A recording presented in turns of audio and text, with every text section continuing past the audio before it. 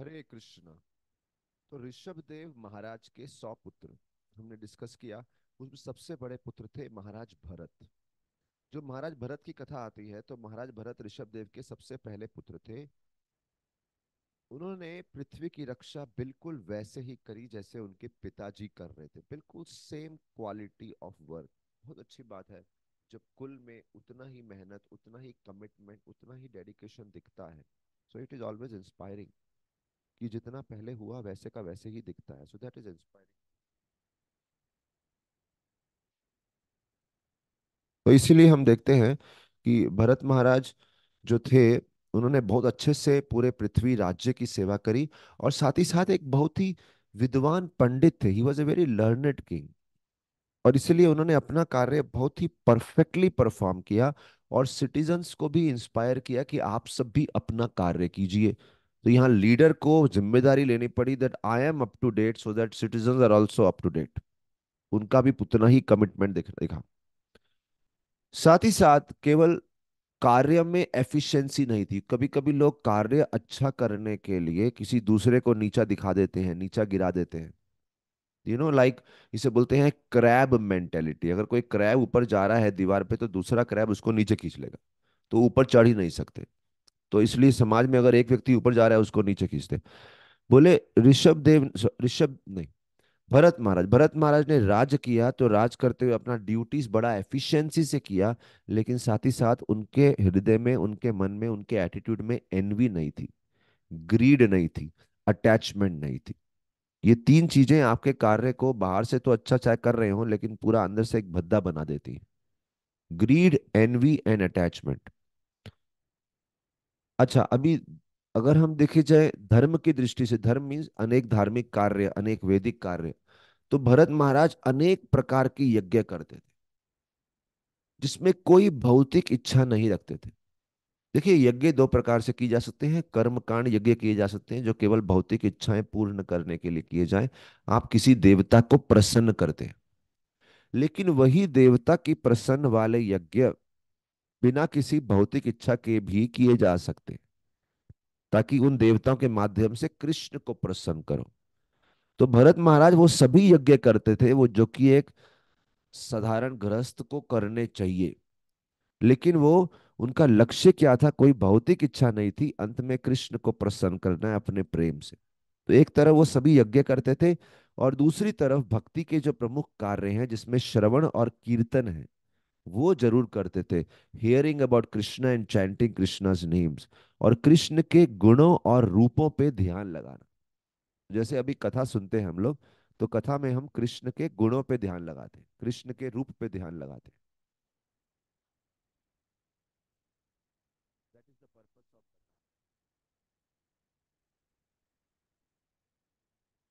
इस प्रकार से ये बहुत ही सुंदर बात है यहाँ पे। सो देयर फोर एक्सटर्नली आप किसी को जज नहीं कर सकते। वो यज्ञ कर रहा है तो ये डिवोटी नहीं है, ये तो कृष्ण को छोड़ के दूसरे भी यज्ञ कर रहा है। अरे, उनकी इच्छा क्या है, उनकी उनके अंदर मानसिकता क्या है, that is important. And also about, हाँ, श्रवण कीर्तन स्मरण, तीन चीजों के बारे में बताया है। तो श्रवण है, कीर्तन है और स्मरण मतलब मेडिटेशन। मेडिटेशन, अभी जैसे कथा सुनते हैं तो we are meditating on Krishna's qualities, devotees qualities. और जब डेटी वर्शिप करते हैं तो कृष्ण के फॉर्म पे ध्यान लगाते हैं। कथा में भी कृष्ण के फॉर्म पे कभी कभी ध्यान लगाते हैं जब भगवान के रूप के बारे में कथा होती है। तो इस प्रकार से ऑन द, सो हर प्रकार की उनकी मेटीरियल ड्यूटीज अच्छी हो गई, स्पिरिचुअल ड्यूटीज अच्छी हो गई। उन्होंने इस प्रकार से पृथ्वी पर राज किया लगभग 100 लाख साल, 100 lakh year, which is almost like 10 million years. और उन्होंने अपने पूरे धन को अपने 5 बेटों में बांट दिया और बाद में जाके वो एक राजा के रूप में जो ड्यूटीज कर रहे थे वहां से रिटायर हो गए और एक बड़े ही शांत स्थान पे चले गए जिसका नाम था पुलह आश्रम, जहां पे गंडकी नदी का प्रवाह होता है और वहां पे शालिग्राम शिला भी मिलते हैं। और ये पुलह आश्रम बहुत ही सुंदर, बहुत ही दिव्य स्थान है।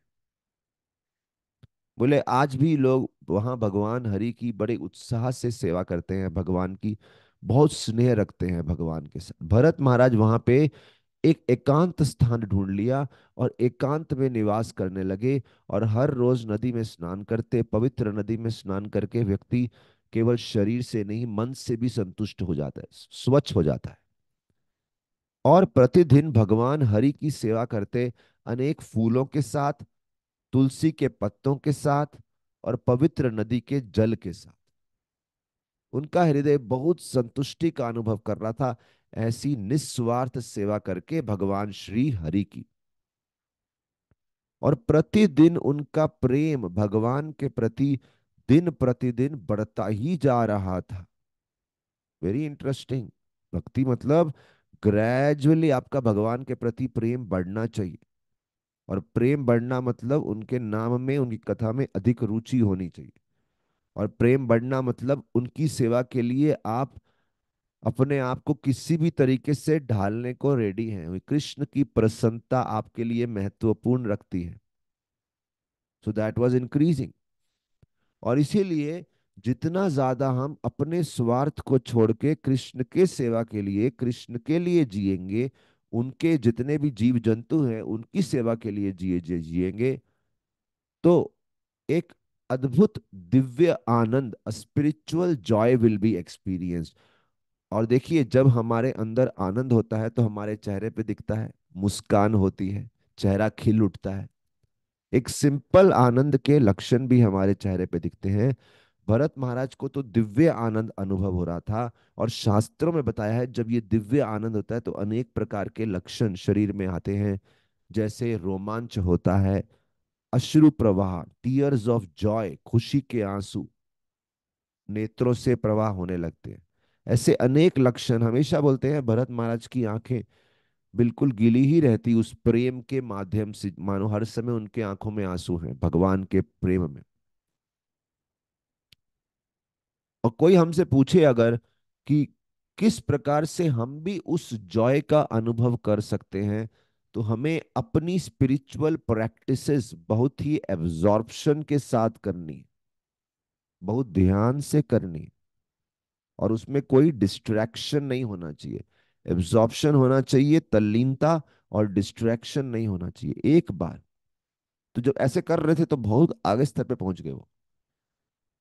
और एक बार भरत महाराज बहुत प्रगति करने के बाद एक दिन अपने सुबह प्रातः कालीन के जितने कार्य थे, जैसे हम लोग साधना इत्यादि करते हैं, तो भरत महाराज सुबह स्नान इत्यादि करके नदी के तट पे बैठ गए। सोचे अभी कुछ प्रार्थनाएं जप करेंगे, डेली प्रेयर्स, चैंटिंग, जैसे हम चैंटिंग करते हैं। और उस समय क्या हो गया, एक बहुत ही प्यासा हिरणी, जो कि गर्भवती थी, हिरणी गर्भवती थी, प्यासी थी, वो वहां पे आई। और जब वो नदी से जल पीने लगी थी, तभी एक शेर कहीं जंगल में गर्जना हुई, शेर की। और शेर की गर्जना सुन के वो इतना डर गई, खुद के प्राण की शक्ति बचाने थी और अपने गर्भ में जो बच्चा है उसको भी बचाना था। उन्होंने जल्द से नदी पे छलांग मारी ताकि नदी पार कर जाए। अभी उनकी प्यास बुझी नहीं थी पूरी तरह से। और जब वो डर के मारे नदी को क्रॉस करना चाह रही थी, उनके गर्भ से वो बच्चा जो था, तभी नदी के बहते पानी में गिर गया। बच्चा जीवित था, बच्चा बहुत विकसित हो चुका था उस समय, गर्भ उनका। और इस प्रकार से वो जो महिला थी, जिस नदी तो क्रॉस कर गई, लेकिन बच्चा तो गिर गया ना नदी में। और महिला बहुत दुखी हुई और अपने नवजात शिशु से दूरी के कारण और दर्द के कारण, नदी पार करते ही डर भी था, दर्द भी था, शारीरिक दर्द भी था, मानसिक दर्द दर्द भी था, प्राण त्याग दिए। Very interesting point. व्यक्ति को अपना जीवन लंबा जीने के लिए एक आनंदमय जीवन जरूरी है। जितने कष्ट होते हैं उतना हमारा शरीर की जो आयु है कम हो जाती है। मानसिक कष्ट हो, शारीरिक कष्ट हो, लेकिन जिसका शरीर स्वस्थ है, शरीर से ज्यादा मन स्वस्थ है, वो जीवन के संघर्ष सहन करने की शक्ति उसमें आ जाती है। हिरण्य की मृत्यु हो गई। यहाँ पे हम देखते हैं कि जीवन बहुत ही अनप्रिडिक्टेबल है। आपका जीवन अच्छे से चल रहा है, हिरनी वन में घूम रही है, आनंद में घूम रही है, बढ़िया नदी है, बढ़िया वातावरण है, कब क्या हो जाए परिवार बिछड़ जाए, किसी की मृत्यु हो जाए, लाइफ इज अनप्रिडिक्टेबल। तो शास्त्र हमें तैयार करते हैं। भागवत में श्लोक आते हैं कि danger can come at every step, पदम पदम यत विपदाम। हर पदम, हर कदम पे विपदा है। और क्योंकि हमें बार बार ये कथाएं सुनाई जाती हैं, इसलिए हम स्ट्रांग हो जाते हैं, क्योंकि हमें मालूम है कि हम किस जगत में रह रहे हैं और यहाँ किस परिस्थितियों का सामना करना पड़ सकता है। At every step there is a danger. ये नवजात शिशु जब भी नदी में बह रहा था, उसमें प्राण तो थे, जीवित था। और भरत महाराज अभी अभी ध्यान करने बैठे थे, और बोलते हैं जब भक्ति में व्यक्ति विकसित विकास करता है, प्रगति होता है, उसकी हर जीव जंतु के प्रति करुणा बढ़ जाती है, कंपैशन बढ़ जाता है। So one becomes very compassionate. उन्होंने उस शिशु को जल से उठाया और देखा इसकी मां नहीं है, तो उनके हृदय में ममता आ गई, कंपैशन आ गया, ममता आ गया। This is a part of advancement in devotion. जितने महान आत्मा होते हैं, उनके अंदर करुणा जरूर होती है। इनफैक्ट करुणा एक लक्षण है। अगर करुणा नहीं है तो हमने भक्ति में कुछ प्रगति ही नहीं करी। Compassion must always be there. बोलते हैं भरत उस समय उस शिशु को, उस उस छोटे से हिरन के बच्चे को लेके आ गए अपनी कुटिया में, अपने आश्रम में। लेकिन बहुत सुंदर बात अभी हम इस लीला में देखेंगे। कंपैशन, करुणा, प्रेम, स्नेह होना चाहिए, लेकिन स्नेह जरूरत से ज्यादा होना बहुत इंटरेस्टिंग है। हम बोलते हैं हर चीज जरूरत से ज्यादा होना, शास्त्र बोलते हैं अत्याहार, मतलब भोजन जरूरत से ज्यादा खाना, एक्सरसाइज जरूरत से ज्यादा करना, धन कमाने की इच्छा जरूरत से ज्यादा रखना, शास्त्रों का अध्ययन जरूरत से ज्यादा करना, मंत्रों का जप जरूरत से ज्यादा करना, जिससे बैलेंस, लाइफ इम्बैलेंस हो जाए। Everything can be harmful. मार्गदर्शन में क्या चीज कितनी करनी है। ऐसे ही यहाँ पे भरत महाराज अपने सेल्फ केयर को दाव पे लगा के दूसरों को कंपैशन दिखाने में नहीं प्रयास कर सकते। इसलिए कभी कभी हम इस जगत में जब सेवाएं कर रहे होते हैं, सेवा करते समय हमें मर्यादा, एक लाइन मालूम होनी चाहिए, लक्ष्मण रेखा। सेवा की तो अनलिमिटेड जरूरत है इस जगत में। अनलिमिटेड लोगों को प्रचार करना है, अनलिमिटेड लोग दुखी हैं, अनलिमिटेड सामाजिक कार्य करने हैं। लेकिन सेल्फ केयर को दाव पे लगा के अगर वो करेंगे, तो वो हमारे लिए भी हानिकारक होगा और लंबे समय तक हम सेवा नहीं कर पाएंगे। इसलिए समय समय पे इंट्रोस्पेक्ट करना चाहिए, आत्मनिरीक्षण करना चाहिए, और मन में झांक के सोचना चाहिए कि क्या मुझे ये सेवा करनी चाहिए या इस सेवा से ना बोल देना चाहिए। क्योंकि सेवा की तो अनलिमिटेड जरूरत है। अगर आप घर के बाहर सड़क पे जाएंगे, इतने लोग दुखी हैं, किस किस को आश्रय देंगे? हमें तो घर भी संभालना है। तो सबको भोजन भी दे नहीं सकते हम, सबको घर भी सप्लाई नहीं कर सकते, और सबकी स्पिरिचुअल लाइफ भी नहीं देख सकते। So to some extent you provide care to others, but when you feel कि दूसरों की सेवा करते करते आई एम ब्रेकिंग डाउन, मैं खुद थक रहा हूं, stop there, declare it, I can not do this seva. तो भरत, और यहाँ पे भरत महाराज को शारीरिक रूप से कोई पीड़ा नहीं हो रही थी हिरण को रखने से, लेकिन उनका ध्यान उनकी साधना से भटक सकता था। क्योंकि हम देखते हैं आगे जाके कैसा होता है, उनका ध्यान भटकने लगता है उनकी साधना से। So compassion is good, but when compassion makes you sacrifice your own spiritual life, stop it. No need to offer compassion. करुणा, दया को भूल जाओ, पहले अपनी केयर करो, फिजिकल और स्पिरिचुअल दोनों। मेंटल ऑल्सो, हाँ, फिजिकल, स्पिरिचुअल, मेंटल, तीनों केयर, इंटेलेक्चुअल केयर, हर प्रकार की, फाइनेंशियल केयर, हर प्रकार की केयर होती है। अपना शरीर स्वस्थ होना चाहिए, साथ ही साथ मन भी स्वस्थ होना चाहिए, साथ ही साथ बुद्धि का पोषण होना चाहिए, आध्यात्मिक पोषण होना चाहिए। ऑल इसलिए जितने भी अलग अलग फेसेट्स हैं केयर के, वो सब देखने चाहिए। फाइनली भरत महाराज ने देखा। अभी हुआ क्या, भरत महाराज ने देखा ये हिरन जो है ना, उसको मैं ले आया ना, हिरन को बड़ा सुरक्षित फील हो रहा है। See, कभी कभी हम अपनी केयर को सैक्रिफाइस करके दूसरी केयर में बहुत ज्यादा समय देने लगते हैं, क्योंकि दूसरे का चेहरे पे मुस्कान देख के अपने को एक एडिक्शन होता है। अरे उसको कितना अच्छा लग रहा है मेरी सेवाओं से। So that also becomes addicting. The appreciation we get by serving others, that's addicting. तो हम देखते हैं कि जब हिरन के चेहरे पे प्रसन्नता होने लगी, हिरन धीरे धीरे बच्चा बड़ा होने लगा, भरत महाराज को लगा अरे वाह। तो भरत महाराज को स्नेह होने लगा उससे, प्रेम होने लगा।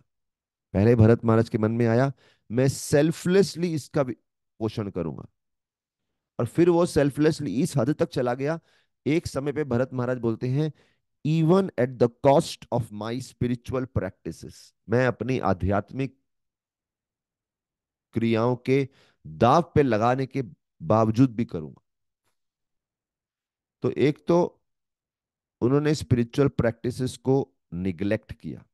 दूसरा, हिरन के प्रति एक्सेसिव अफेक्शन, जरूरत से ज्यादा स्नेह दर्शाया। और उसके कारण उनका दिनचर्या कैसा रहता, जब भरत महाराज लेटते विश्राम के लिए, जब भरत महाराज वॉक के लिए जाते, जब भरत महाराज स्नान के लिए जाते, जब भरत महाराज खाने के लिए बैठते, हर समय हिरन को साथ ही लेते। उसके बिना उनको कुछ भी हजम ही नहीं होता। और हर समय चिंता करते कोई शेर आ जाएगा, कोई शिकारी आ जाएगा, हिरन को मार देगा, कोई जानवर आ जाएगा। तो भरत जी हमेशा उसको अपने साथ ही रखते, या तक कि उनको अपने कंधे पे उठा के चलते, कभी गोद में रखते और छाती पे लेके ही सोते। बहुत आनंद आता।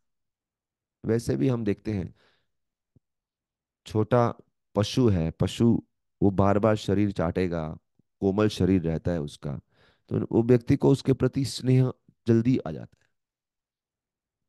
तो इस प्रकार से, और जब भगवान की सेवा कर रहे होते, मानो नाम जप कर रहे हैं या भगवान पे ध्यान लगा रहे हैं, बार बार मुड़ के देखते कि हिरन किधर है। ये बात जनरली हम देखते हैं, जैसे हम लोग का ध्यान इतना अपने मोबाइल में, अपने बिजनेस में होता है कि नाम जप करते समय बार बार अपना मोबाइल देखते रहते हैं। तो नाम जप में क्वालिटी नहीं है, इसलिए हमारा एक्चुअली हृदय कृष्ण से कनेक्ट ही नहीं होता। और हमारा हृदय इस जगत की चीजों से कनेक्ट होता है, क्योंकि कृष्ण में ध्यान ही नहीं है हमारा। तो बार बार वो हिरन को देख रहे हैं। और जब हिरन को सुरक्षित देखते तो सेटिस्फाइड फील करते। अच्छा, और नाम जप करते करते या भगवान पे ध्यान लगाते जाते, बीच बीच में हिरन की तरफ देख के आशीर्वाद देते, हे मेरे प्यारे बच्चे तुम हमेशा सुखी रहे, हमेशा सुखी रहे। मानो उनकी सारी प्रार्थनाएं हिरन के लिए हो रही है। और इस प्रकार से हिरन के ऊपर करुणा दर्शाते हुए वो ओवरली अटैच्ड हो गए और साधना निग्लेक्ट करने लगे।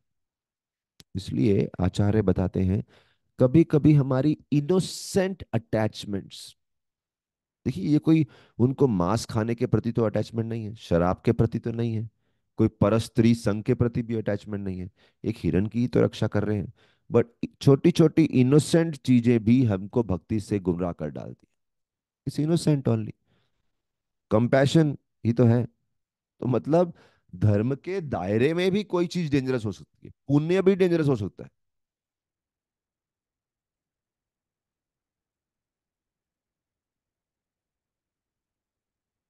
और ऐसे जब हो रहा था तो आगे चल के हम देखते हैं धीरे धीरे हिरन जो था एक बार हो गया, जंगल में चला गया, और भरत महाराज बहुत चिंतित हो गए, कहाँ है मेरा हिरन, कहाँ है मेरा हिरन। बोले उनकी परिस्थिति ऐसे थी जैसे एक व्यक्ति जो अपने धन से बहुत अटैच्ड है और उसका धन उससे गुम गया हो, वो बहुत परेशान हो जाता है। वो एक रुपया, एक सिक्का भी गुमने नहीं देता। एक बात हमें सीखनी चाहिए इस कथा से, कि कुछ भी प्राप्त करने के लिए अटेंटिवनेस होना बहुत जरूरी है। और अटेंटिवनेस को तोड़ने के लिए बहुत सारे, अटेंशन बेसिकली तोड़ने के लिए बहुत सारे अनएक्सपेक्टेड डिस्ट्रैक्शंस आएंगे, ऐसी ऐसी चीजें जो आपने सोची भी नहीं, वो आपको डिस्ट्रैक्ट करेंगी और हमें अपने लक्ष्य से दूर लेके जाएंगी। और अगर हम उसमें बह गए तो हम अपने लक्ष्य को खो बैठेंगे। अच्छा, अभी कोई बोलेगा कि मैं कैसे इस बात पे ध्यान दूं कि मुझे चीजें डिस्ट्रैक्ट ना करें। इसीलिए अच्छा संग जरूरी है। भरत महाराज को कोई बोलने वाला नहीं था, वो एकांत में रहते थे। जब कोई बोलने वाला हो, आप जब कर रहे हैं और लगातार फोन देख रहे हैं, कोई दूसरा परिवार का सदस्य या फिर कोई भी संगत में आपको मित्र बोल दे रहे क्या कर रहे हैं आप, कब से फोन देख रहे हैं, आप जब नहीं कर रहे, एसोसिएशन। कोई बोलने से पहले हम लोग ही कॉन्शियस हो जाते हैं, अरे चार भक्त देख रहे हैं, हमें कैसे करना है, जब कैसे बैठना है, क्या करना है। Association keeps us protected. जब भी आप आपको भक्तों से दूर रखेंगे ये सोच के कि भक्तों के बीच में रहूंगा तो कोई ना कोई रोक टोक करता रहेगा, ऐसे जब करो, वैसे करो, ये करो। आपने अपने आप को दूर कर लिया, आप सोचे एकांत में जब करेंगे, कर लो, बड़ा रिस्क ले रहे हो, क्वालिटी डाउन होगा एकांत में रहने से। सो हम जितने भी नॉलेजेबल हों, जितने भी डिटर्मिनेशन हो हमारे अंदर, पर्सनल व्यक्तिगत, कोई सोचेगा हम अपनी डिटर्मिनेशन से कर लेंगे, अच्छा ठीक है, हो आपके अंदर ज्ञान भी बहुत है, लेकिन डिस्ट्रैक्शन से हम लोग फोकस लूज कर सकते हैं। तो अपने स्वयं की नॉलेज और डिटर्मिनेशन को सफिशिएंट मत मानना। We need well wishing friends for us, जो कि हमें अपने लक्ष्य के बारे में बार बार याद दिलाएं जब भी हम डिस्ट्रैक्ट हो जाएं।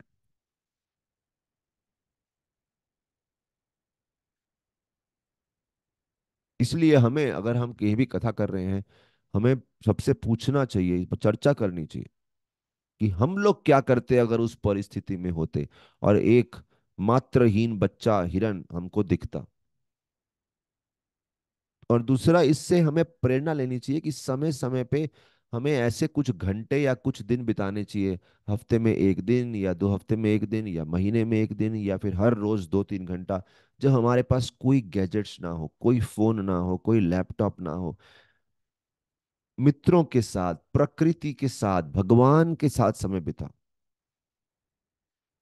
और साथ ही साथ इस बात पे भी चिंतन कर सकते हैं हम लोग कि कोई ऐसा लक्ष्य सोचिए जिसको प्राप्त करने जा रहे थे और उसमें चिंतन कीजिए आप कितना अटेंटिव थे और क्या क्या चीज आपको डिस्ट्रैक्ट कर रही थी।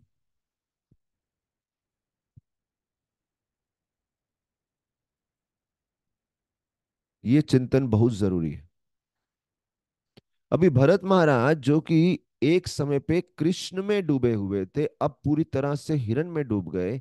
और अ, और वो समझ नहीं पा रहे थे कैसे वो भटक गए हैं। कभी कभी हमें समझता ही नहीं है कि हम भटक चुके हैं। और जब हिरण के जाने के बाद इतने दुखी हो गए, इतने दुखी हो गए, आप सोचिए कि भरत महाराज के विचार उस समय क्या थे, सुनने वाले हैं। पहला विचार करते हैं कि देखो मैं एक शिकारी की तरह कितना गैर जिम्मेदार और कितना क्रूर हूं, नेग्लिजेंट, मतलब रिस्पॉन्सिबल नहीं। और दूसरा, क्रूअल हूं, क्रूर हूं। क्यों ऐसा बोल रहे हैं? बोलते हैं अरे इस हिरण ने मेरे ऊपर श्रद्धा रखी, और लेकिन मैंने उसका ध्यान नहीं दिया तो उसकी श्रद्धा टूट गई और वो मुझे छोड़ के चला गया। बहुत रोने लगे, जैसे ये बोले चला गया, रोने लगे और बोले कि अरे मैं कभी दोबारा इस हिरण से मिलूंगा कि नहीं मिलूंगा। अरे हम यहाँ साधना कर रहे हैं, कृष्ण से मिलेंगे कि नहीं मिलेंगे, और ये सोचते सोचते वो हिरण से। अच्छा, कोई भरत महाराज कोई ऐसा नहीं कि कोई नव युवक थे जिनका मन चंचल था हमेशा, अरे भक्ति में इतना एडवांस कर चुके थे। भक्ति की 9 स्टेजेस होती हैं: श्रद्धा, साधु संग, भजन क्रिया, अनर्थ निवृत्ति 4, फिर निष्ठा, रुचि, आसक्ति, भाव 8 हो गया, फिर प्रेम 9। अभी ये जो भाव है 8वीं स्टेज है, मतलब ऑलमोस्ट भगवान के प्रति प्रेम मिलने वाला है। भरत महाराज उस भाव स्तर पे थे लेकिन फिर भी भटक गए।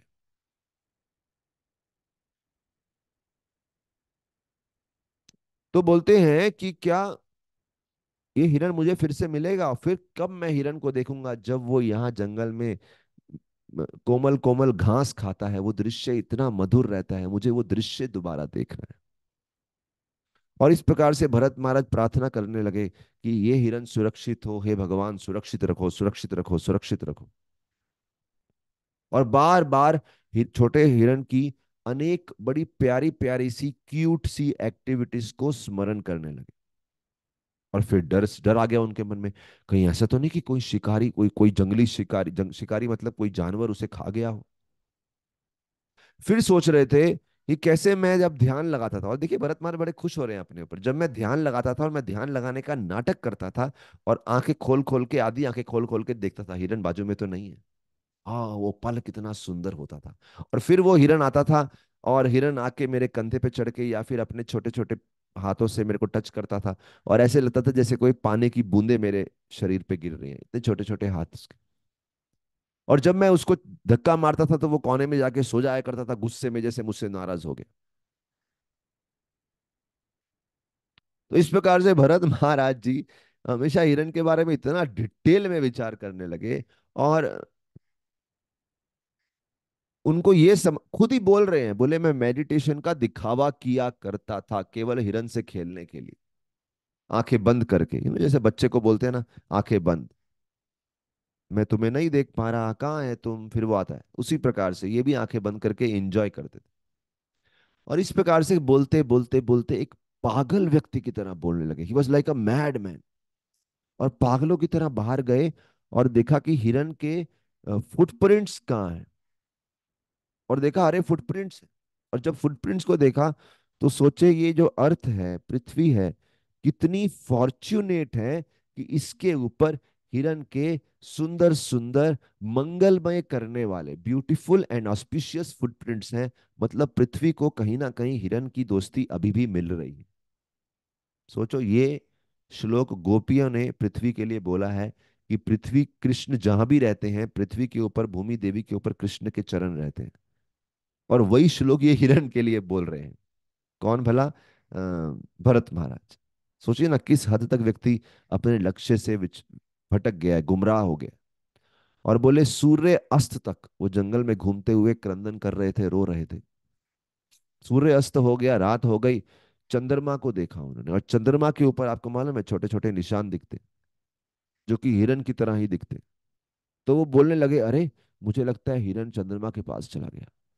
और चंद्रमा कितना कंपैशनेट है ना, मुझसे ज्यादा कंपैशन चंद्रमा में है। उसने हिरन को आश्रय दिया। हो सकता है वहां क्यों चला गया, क्योंकि यहाँ पे शेर से डर था, वहां पे तो शेर से बचा के रह रखेगा। और बोले, ये बोलते बोलते उसके अंदर इतनी अनकंट्रोलेबल डिजायर हो गई हिरन को देखने की, इतनी अनकंट्रोलेबल डिजायर, पूरा डूब गए उसमें। देखिए भरत के अंदर कोई बुरे गुण नहीं थे, उनके अंदर तो बहुत अच्छे गुण थे, कंपैशन था। लेकिन वही अच्छा गुण उनके लिए डिस्ट्रैक्शन का कारण बना, क्योंकि उसने उसको इनअटेंटिव कर दिया। है ना, अगर कोई बहुत अच्छा मैनेजर है, कोई कार्य मैनेज करता है, तो सब बोलेंगे अरे क्या मैनेज करता है, क्या मैनेज करता है। और अच्छा मैनेजमेंट करने के कारण वो इतना डिटेल में चले जाता है कि वो अपनी जप साधना में ध्यान नहीं दे सकता, श्रवण नहीं कर सकता, कथा नहीं सुनता, हमेशा मैनेज करता रहेगा, मैनेज करता रहे। मैं I want to be appreciated for my high quality work. देखिए, तो अच्छा ही गुण था ना, लेकिन अच्छा गुण उसके लिए बाधा बन गया। और धीरे धीरे भरत महाराज का काल, उनकी मृत्यु नजदीक आ गई। और मृत्यु के समय बोलते हैं जैसे एक सर्प एक चूहे के छेद में प्रवेश करता है, भरत महाराज उस हिरण का इतना चिंतन कर रहे थे, उन्होंने इमेजिन किया कि हिरण उनके साथ ही एक बेटे के रूप में बैठा है। और हिरण के बारे में सोचते सोचते भरत महाराज मृत्यु को प्राप्त हुए। है ना, तो मृत्यु की तुलना एक सर्प से की है, जो कि एक सर्प है, एक चूहे के बिल में प्रवेश करता है, ऐसे ही मृत्यु हमारे नजदीक आती है, क्या रूप लेके आएगी पता नहीं। और क्योंकि वो हिरण का चिंतन करते हुए मृत्यु को प्राप्त किए, he became a deer in the next life. और कहाँ पे जन्म लिया उन्होंने? कलंजर नामक पर्वत, कलंजर, वहां पे जन्म लिया उन्होंने। इसलिए भगवान भगवत गीता में बोलते हैं, यम यम वापी स्मरण भावम, 8वें अध्याय का 6ठा श्लोक है, जिस भी परिस्थिति को हम याद करते हैं मरते समय वो परिस्थिति हमें मिलती है। और ये उसका सबसे बड़ा उदाहरण है, भरत महाराज हिरण बन गए। और हिरण बनने के बाद लेकिन एक बड़ी अच्छी बात थी कि पिछले जन्म में उन्होंने इतनी भक्ति की थी, इतना भक्ति से पुण्य कमाया था, हिरण के शरीर में भी उनको याद रहा कि पिछले जन्म में क्या थे वो, ताकि उनको अपनी गलती का एहसास हो। और बहुत लेमेंट करने लगे कि अरे कितना बड़ा दुर्भाग्य हो गया, इतना बड़ा राज्य छोड़ के मैंने इतना तपस्या किया, भक्ति में प्रगति किया, इतना ऐश्वर्य छोड़ा, इतना सब परिवार को छोड़ा, कृष्ण पे ध्यान लगाया, लेकिन मूर्खता देखो, एक छोटे से हिरन से आसक्त हो गया, छोटे से हिरन से इतना बड़ा राज्य, पूरे भारतवर्ष पे राज कर रहे थे। Think about it, now he became so so insignificant. फिर सोचने लगे कितना मैं निगलेक्ट किया अपने लाइफ को, स्पिरिचुअल लाइफ को, और कितना ध्यान रखना चाहिए था। इसलिए कभी कभी हम अगर 30-40 साल की उम्र में होते हैं और हम सोचते हैं अरे तो अभी तो उम्र बहुत कुछ काम करने की है, भक्ति में इतना ध्यान क्यों दें, बाद में जब समय निकल जाता है हाथ से तब सोचते हैं अरे कितना निगलेक्ट किया मैंने। और भरत महाराज की डिवोशन को इंक्रीज करने के लिए एक तो उनको सब स्मरण रहा, लेकिन हिरण का जीवन उनको बहुत थोड़े समय के लिए मिला ताकि जल्द से वो प्रगति कर सके। तो भरत महाराज बहुत ही एंशियस थे कि जल्दी से जल्दी मैं हिरण के शरीर से बाहर निकलूं। उन्होंने अपनी भक्ति भी इंटेंसिफाई कर दी, बहुत ही तीव्र कर दी। बोलते हैं भगवान के स्ट्रिक्टनेस के पीछे, दंड के पीछे उनका सॉफ्ट हार्ट है। देखिए गुरु की तुलना भी की जाती है, गुरु हमारे जीवन में रोज पेटल जैसे कोमल हो सकते हैं और वज्र जैसे कठोर भी हो सकते हैं, कभी कभी हमारे ऊपर दोनों रूप दर्शा सकते हैं। जो हमें प्रोत्साहन भक्ति में आगे बढ़ाने के लिए चाहिए, कभी प्रेम चाहिए तो प्रेम देंगे, कभी कठोरता चाहिए तो कठोरता देंगे। और इसीलिए बोलते हैं स्ट्रिक्टनेस, भगवान का इतना स्ट्रिक्टनेस है, इतना स्ट्रिक्टनेस कभी कभी देखने को मिलेगा तो लगेगा अरे इतने कठोर कैसे, कठोर नहीं है, उसके पीछे उनका हार्ट बहुत सॉफ्ट है, लेकिन वो अपने भक्त को और उनकी गलती से सुधारना चाहते हैं। और वो अपनी भक्त को कभी भूलते नहीं है, कभी दंड भी देंगे, कुछ समय का लगेगा भगवान ने छोड़ दिया हमको, ना he is always thinking, just that we do not know how he is thinking. और हिरन हमेशा अपनी गलती पे पश्चाताप करते रहे। और उन्होंने क्या किया, कलंजर पर्वत पे जो जन्म हुआ था उनका, उन्होंने अपनी माता हिरन को छोड़ दिया और निकल पड़े एक ऐसे स्थान की तरफ, पुलह आश्रम। वहां पे क्यों चले गए, वहां पे अनेक संत हैं, कथा करते हैं, आध्यात्मिक वातावरण है, वहां रहेंगे तो हिरन के शरीर में भी उनका कुछ प्रगति होगा। क्योंकि पहले देखा था एकांत में नहीं रहना चाहिए, संग में रहना चाहिए, सत्संग में रहना चाहिए। और परमात्मा के ऊपर आश्वासन रखते हुए कि चलो अभी, देखिए अभी हिरन के शरीर में ज्यादा तो कुछ नहीं कर सकते आप, अभी धीरज रखना पड़ेगा, he can't do much, he has to keep what you say patience.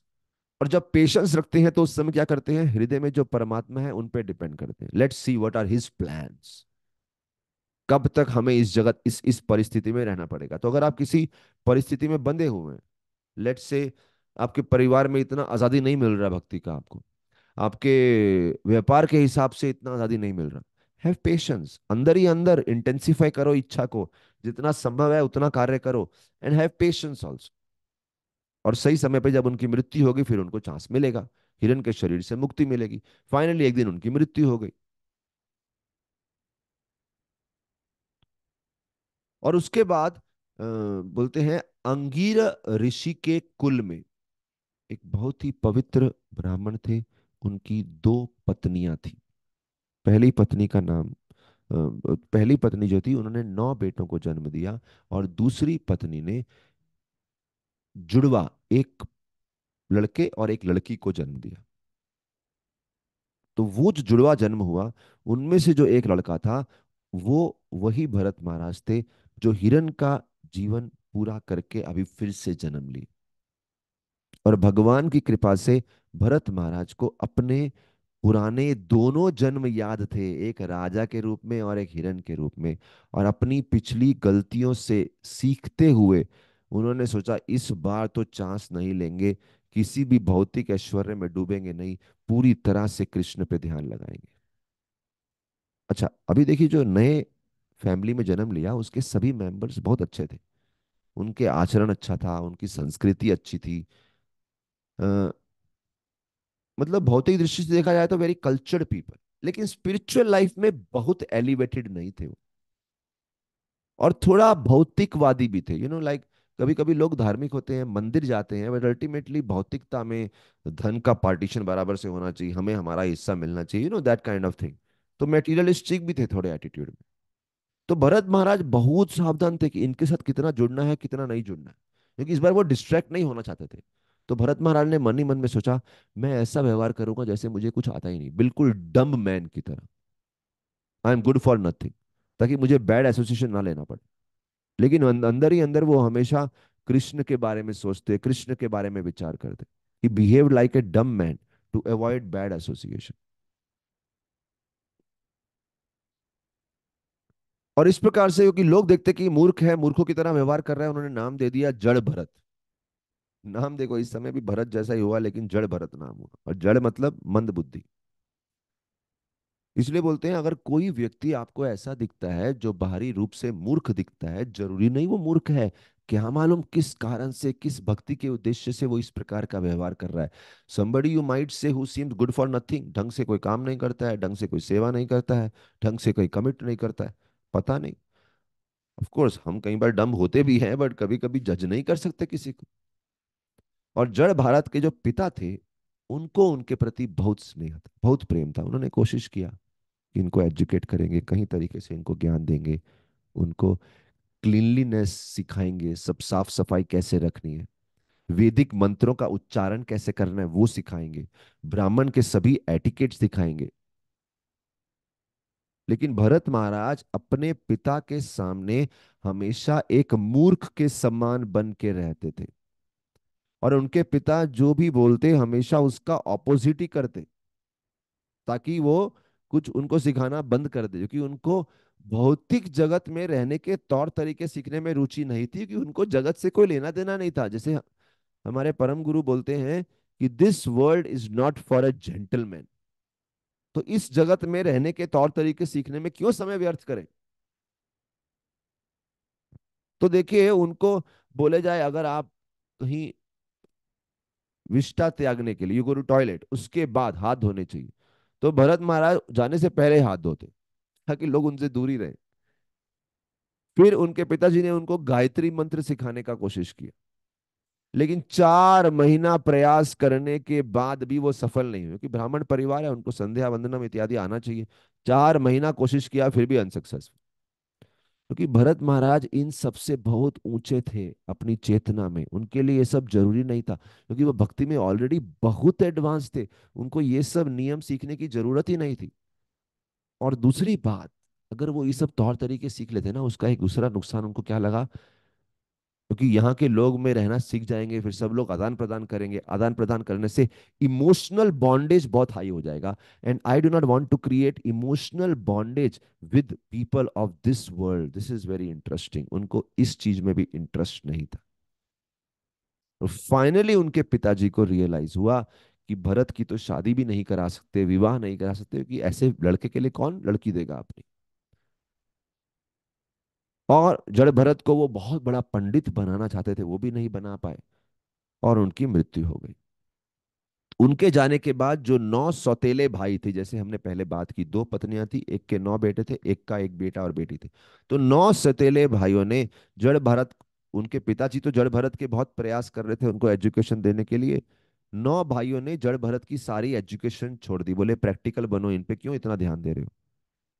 क्योंकि वो लोग वेदों का ज्ञान जानते थे, लेकिन स्पिरिचुअली इंक्लाइंड नहीं थे इतने।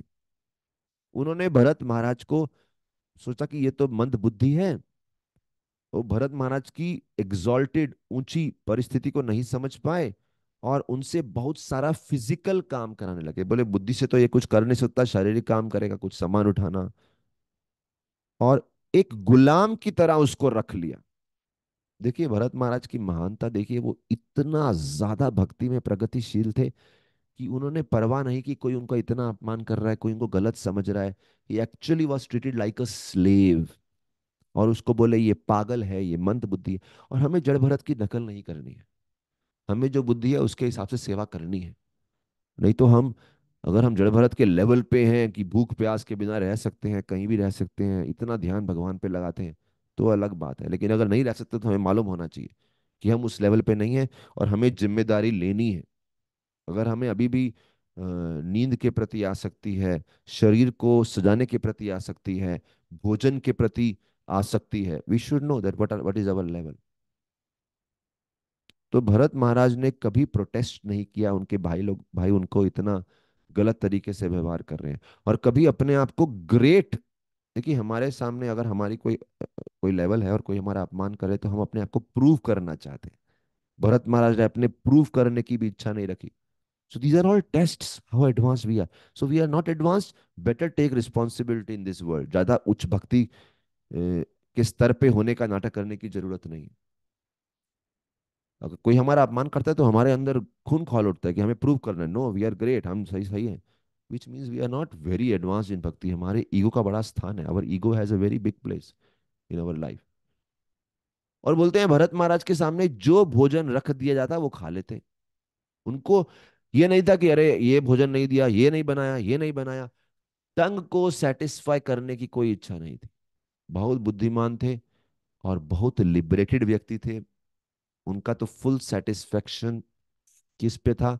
कृष्ण को संतुष्ट करना है, ध्यान लगाना। So great people are unaffected by undue praise और अननेसेसरी क्रिटिसिज्म। बिना किसी मतलब के कोई क्रिटिसाइज करे या बिना किसी मतलब के जरूरत से ज्यादा कोई प्रशंसा करे आपकी, उनको उसमें कोई इंटरेस्ट नहीं है। वो तो अपनी प्रायोरिटीज पे फोकस करते, ध्यान रखते हैं मेरा प्रायोरिटी क्या है। वेरी इंटरेस्टिंग, ध्यान रखना। हम अपनी किसी भी कार्य पे फोकस है, बीच में कई चीजें आएंगी जो हमें प्रशंसा के माध्यम से दूर ले जाएंगी। एंड वी विल फील हाँ ये कार्य करना चाहिए, यहाँ प्रशंसा मिलेगी। We have to reflect into our heart. हम एक कार्य करते करते समय दूसरे कार्य की तरफ क्यों जा रहे हैं? कहीं किसी प्रशंसा से तो आकर्षित नहीं हो रहे, बिकॉज वहां पे जाने से लोग जो है वो तालियां बजाएंगे हमारे लिए। वो बोलेंगे अरे अरे आप तो बहुत स्पेशल हैं, ऐसा करके। तो जड़ भारत दिखने में तो एक बैल के समान शक्तिशाली दिखते थे। बोलते शरीर पे ढंग का वस्त्र भी नहीं पहनते थे, अगर बहुत सारी सर्दी हो जाए, बहुत गर्मी हो, बारिश हो, कुछ फर्क नहीं पड़ता। एक कोपिन पहन लिया। और बोलते हैं उनका जो जनेऊ उनको पहनाया था वो भी इतना काला पड़ गया था, उसकी भी कोई परवाह नहीं करी। और बोले कभी कभी लंबे समय तक पृथ्वी पे पड़े रहते, स्नान ही नहीं करते। और बोलते हैं इतना बड़ा अध्यात्म में श्रेष्ठ व्यक्ति कैसा लग रहा था? जैसे एक हीरा हीरा है लेकिन हीरे के ऊपर मिट्टी जमी हुई। अच्छा, कुछ लोगों ने उनको नाम दे दिया ब्रह्म बंधु। ब्रह्म बंधु कौन होते हैं? जो ब्राह्मण परिवार में जन्मे हैं लेकिन ब्राह्मण जैसा उनके अंदर आचरण नहीं होता, ब्रह्म बंधु। और इस प्रकार से बहुत इंसल्ट होने के बाद और मेटीरियलिस्टिक लोगों के द्वारा निग्लेक्ट होने के बाद जड़ भरत वहां से इधर उधर भटकने लगे। थोड़ा भोजन उनको मिल जाता और इधर उधर काम करते, लेकिन उनके सौतेले भाइयों ने सोचा क्यों ना इनको काम लगाते हैं, हम खेती में लगा देते हैं, वो अच्छा रहेगा।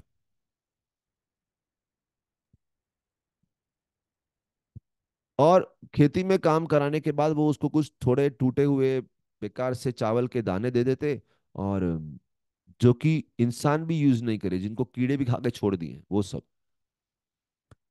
और जड़ भरत उनको बहुत ही आनंद से स्वीकार कर लेते, जैसे मानो ये अमृत हो, क्योंकि जो अन्न मिल रहा है भगवान की शक्ति है उसमें, उस अन्न में अमृत का अनुभव करते, वो कैसा भी है स्वाद में, वो उसको परवाह नहीं थी। भरत के अंदर इतनी डिटर्मिनेशन थी कि कैसे तो इस जन्म में ही मुझे अपना जन्म मृत्यु का चक्र पूरा करना है, और इसलिए मैं किसी इंसल्ट या किसी अटैचमेंट में समय नहीं बिताऊंगा। वो केवल कृष्ण के ऊपर ध्यान लगाना चाहते थे और बस उनको प्राप्त करना है। और सडनली एक दिन क्या हो गया? बहुत सारे डाकुओं का गैंग आ गया, उन्होंने उसको अरेस्ट कर लिया, ये सोच के कि हम जड़ भरत को मार डालेंगे, इनकी बलि चढ़ाएंगे।